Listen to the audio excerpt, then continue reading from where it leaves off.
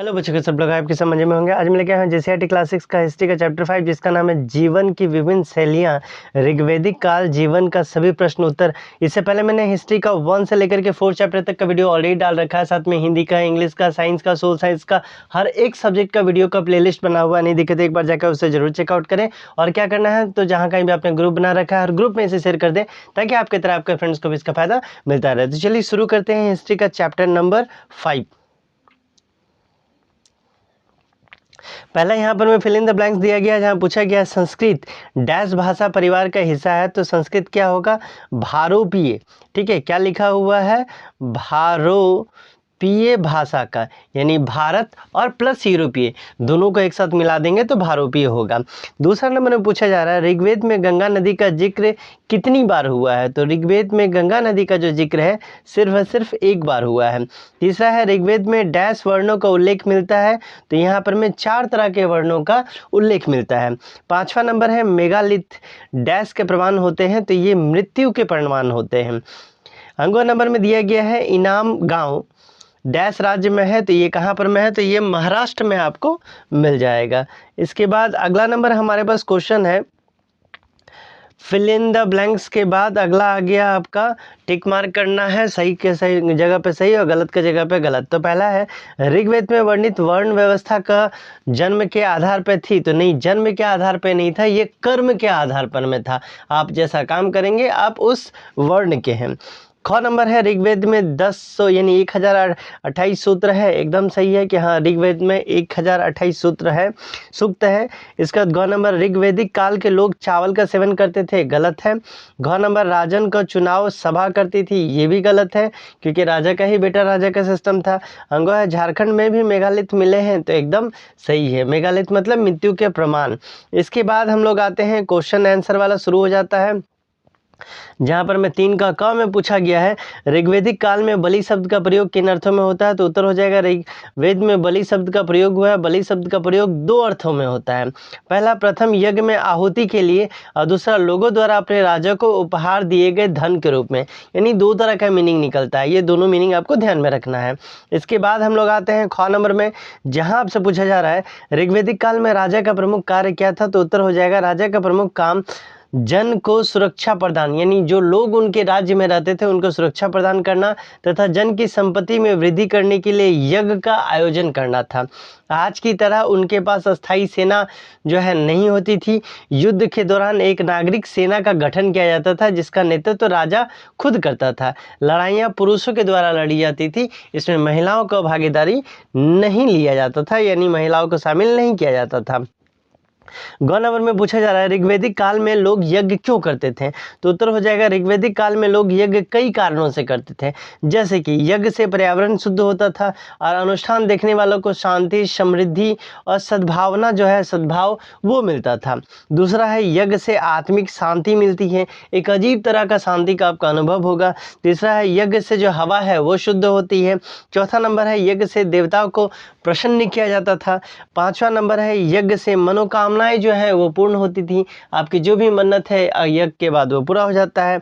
इसके बाद last number है यज्ञ से अनिष्ट टलता है, यानी किसी तरह का अगर इधर उधर कुछ होने वाला रहता है तो वो चीज़ क्या है यज्ञ के द्वारा टाला जा सकता है। इसके बाद घ नंबर में पूछा गया है वेद कितने हैं और सबसे पुराना वेद कौन सा है? तो उत्तर हो जाएगा वेद जो है वो 4 है, ऋग्वेद, सामवेद, यजुर्वेद और अर्थवेद। सबसे पुराना जो वेद है इसमें ऋग्वेद है, जिसकी रचना 1500 ईस्वी पूर्व हुई थी, ऐसा बताया जाता है। इसके बाद हम लोग आते हैं अगला नंबर क्वेश्चन जो है अंगो नंबर, जहां आपसे पूछा जा रहा है सूक्त का क्या अर्थ है? ऋग्वेद में कितने सूक्त होते हैं? तो उत्तर हो जाएगा सूक्त एक संस्कृत शब्द है जिसका अर्थ होता है सुंदर रूप से कहा गया। कैसे? तो सुंदर रूप से कहा गया या श्रेष्ठ वाक्य। ये 2 शब्दों से मिला है। शु मतलब होता है अच्छा या श्रेष्ठ, और उक्त मतलब कहा गया। वैदिक ग्रंथों में सूक्त एक मंत्रों का समूह होता है जो देवता के स्तुति, प्रार्थना या उपदेश के रूप में होता है। मैक्सिमम टाइम ये या तो प्रार्थना के लिए यूज होता है या स्तुति के लिए या उपदेश के लिए यूज होता है। इसके बाद है ऋग्वेद में कुल 1000 1028 सूक्त हैं, यानी 10 मंडलों में इसको विभाजित किया गया है। इन सूक्तों में विभिन्न देवताओं की स्तुति, प्राकृतिक शक्तियों का वर्णन, दार्शनिक विचार वगैरह शामिल किया गया है। इसके बाद 4 नंबर में आपसे पूछा जा रहा है महापाषाण का क्या अर्थ है।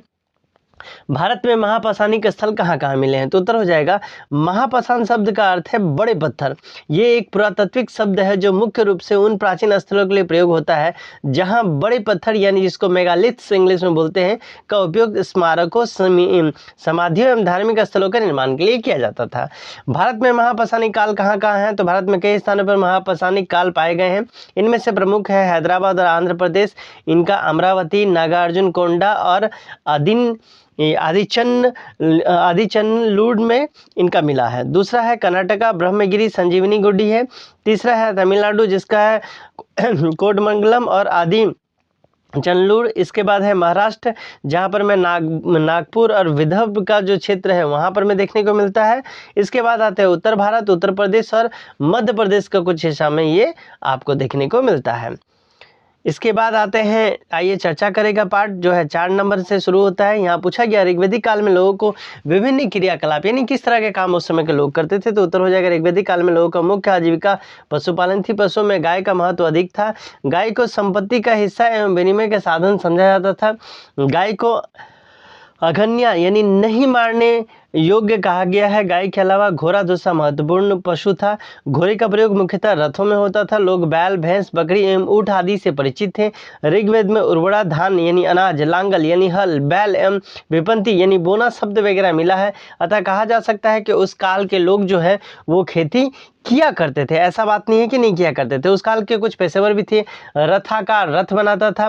कपड़ों की बुनाई के लिए बुनकर थे। कुछ लोग सोना, तांबा, कांसा के अनेक प्रकार के वस्तुओं का निर्माण करते थे। ऋग्वेद में पनी शब्द का मिलता है जिसका प्रयोग उन लोगों के लिए होता है जो पशुओं की चोरी किया करते थे। तो चोर लोग भी उस समय पाए जाते थे। 5वें में पूछा गया हड़प्पा सभ्यता एवं ऋग्वैदिक सभ्यता में कोई 3 अंतर लिखिए, तो पहला हो जाएगा यह सिंधु नदी के आसपास विकसित हुई थी जिसमें वर्तमान पाकिस्तान और पश्चिमी भारत का क्षेत्र शामिल है। जबकि ऋग्वैदिक सभ्यता क्या है, यह सभ्यता मुख्यतः सरस्वती और गंगा नदी के क्षेत्रों में विस्तारित हुई थी। जीवन शैली, यह नगरीय सभ्यता थी जिसमें योजनाबद्ध नगर, पक्के मकान, स्नानागार और जल निकासी की प्रणाली विकसित थी। जबकि यह ग्रामीण सभ्यता थी जिसमें लोग गांवों में रहते थे और कृषि एवं पशुपालन इनका मुख्य आजीविका का साधन था। इसके बाद धार्मिक अनुष्ठान, धार्मिक दृष्टिकोण से देखेंगे तो इस सभ्यता के लोग प्राकृतिक पूजक था। मातृ देवती इन देवताओं एवं पशुओं की पूजा करते थे, देवियों का। जबकि इस सभ्यता में इंद्र, अग्नि, वरुण जैसे देवता की पूजा होती थी और यज्ञ का महत्व जो था वो ज़्यादा था। इसके बाद आते हैं नंबर 6 जहाँ पूछा गया है इनाम गांव में लोगों का आजीविका क्या रही होगी, तो आंसर हो जाएगा इनाम गांव जो हड़प्पा सभ्यता का अंतिम चरण से जुड़ा हुआ एक पुरातात्विक स्थल है। में लोगों का आजीविका मुख्यतः निम्नलिखित गतिविधियों पर आधारित थी, जैसे कृषि, लोग जो गेहूं, बाजरा और चने जैसे फसलों की खेती किया करते थे।